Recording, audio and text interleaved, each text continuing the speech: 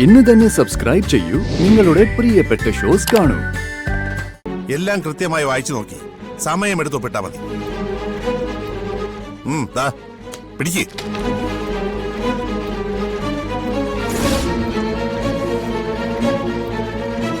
ഞാൻ ഇതിലൊപ്പിടണോ അല്ലേ?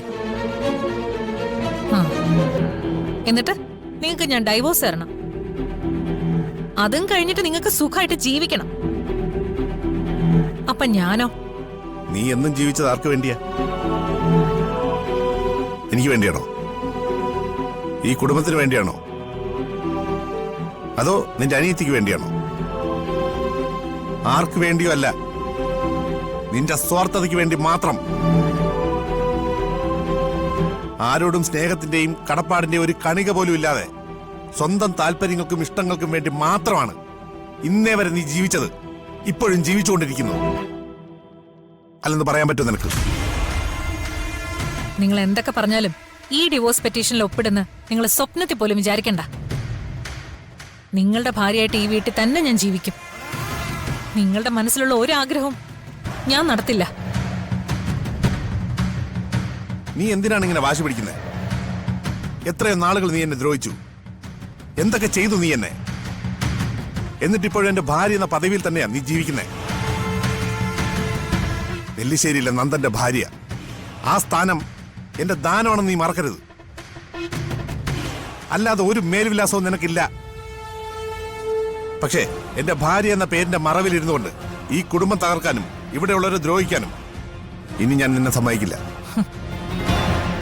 എന്നെ ഉപേക്ഷിച്ചിട്ട് ആരുടെ കൂടെ ജീവിക്കാനാ നിങ്ങളത് ചെയ്യുന്നതെന്ന് എനിക്കറിയാം.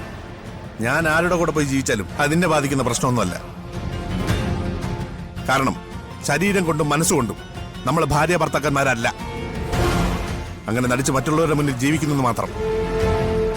അതിനൊരു അവസാനം വേണം. എന്റെ മുന്നിൽ അതിന് ഈ ഒരു വഴി മാത്രമേ ഉള്ളൂ. നിങ്ങളുടെ അച്ഛന്റെ ആഗ്രഹം അനുസരിച്ചാ ഞാനിപ്പോ മല കയറിയതും കുഞ്ഞുണ്ടാവാൻ വേണ്ടി പ്രാർത്ഥിച്ചതും. അച്ഛന്റെ ആഗ്രഹം സാധിക്കാനോ? സച്ചിയുടെ അർച്ചനയുടെ യാത്ര മുടക്കാൻ വേണ്ടിയായിരിക്കും നീ അവരുടെ കൂടെ പോയത്.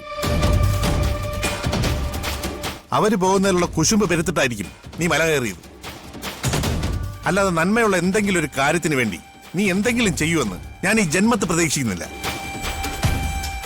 ഞാൻ ഒരിക്കൽ കൂടി പറയാണ്, പിരിയുമ്പോ നമുക്ക് നല്ല അന്തസ്സായിട്ടൊക്കെ പിരിയാം. അതുകൊണ്ട് ഇതിൽ ഒപ്പിട്ടേക്ക്. അതെ, എനിക്കങ്ങനെ പിരിയാൻ ആഗ്രഹമില്ലെങ്കിലോ? ദേ, ഞാനൊരു കാര്യം പറയാം. ഇന്നലെ വരെ നമുക്കിടയിൽ എന്തൊക്കെ സംഭവിച്ചാലും ഇനിയുള്ള നിങ്ങളുടെ ജീവിതത്തിൽ ഞാനല്ലാതെ മറ്റൊരു പെണ്ണ് വരാൻ ഞാൻ സമ്മതിക്കില്ല. അതിന് നിന്റെ സമ്മതം ആർക്ക് വേണം? നിന്റെ എന്നല്ല, ആരുടെയും സമ്മതം എനിക്ക് ആവശ്യമില്ല. എന്റെ ജീവിതം ഇനി എങ്ങനെ മുന്നോട്ട് കൊണ്ടുപോകണമെന്ന് ഞാൻ തീരുമാനിച്ചു കഴിഞ്ഞു. അത് നടപ്പാക്കാൻ ഇനി അധികം താമസമൊന്നുമില്ല. നിനക്ക് വേണമെങ്കിൽ ഒപ്പിടാം, അല്ലെങ്കിൽ ഒപ്പിടാതിരിക്കാം. രണ്ടായാലും ഇനി എന്റെ ജീവിതത്തിൽ നിനക്കൊരു സ്ഥാനം ഉണ്ടായിരിക്കും.